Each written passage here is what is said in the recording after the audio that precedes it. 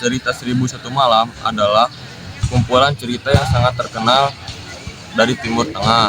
Kumpulan cerita ini terdiri dari berbagai kisah yang diceritakan oleh Secheridade, seorang wanita yang ingin menyelamatkan hidupnya dengan menceritakan kisah-kisah menarik kepada suaminya, Raja Syahyar, setiap malam.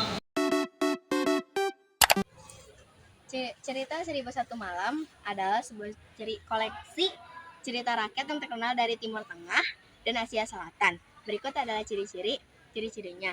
Yang pertama ada kumpulan cerita, yang kedua ada tema dan genre, yang ketiga cerita dalam cerita, yang keempat pengulangan struktur, yang kelima budaya dan sosial, yang keenam gaya narasi.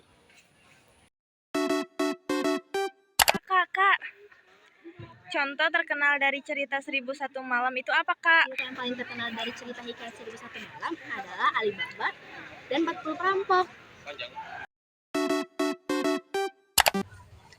Unsur intrinsik adalah elemen-elemen yang membangun struktur dan isi suatu karya sastra dalam konteks Seribu Satu Malam.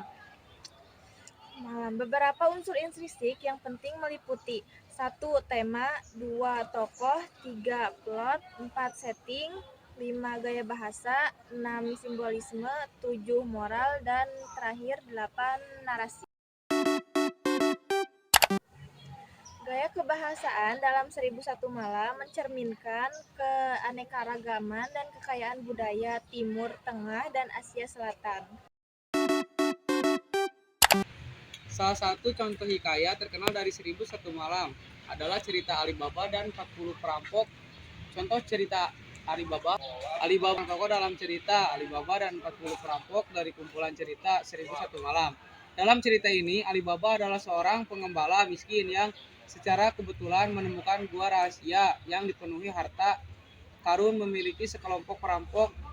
Dengan menggunakan kata sandi buka sesamalah, ia dapat memasuki gua tersebut.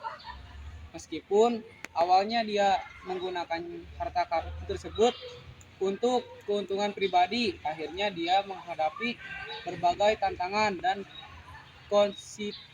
konspirasi dari perampok yang lain merebut kembali harta mereka.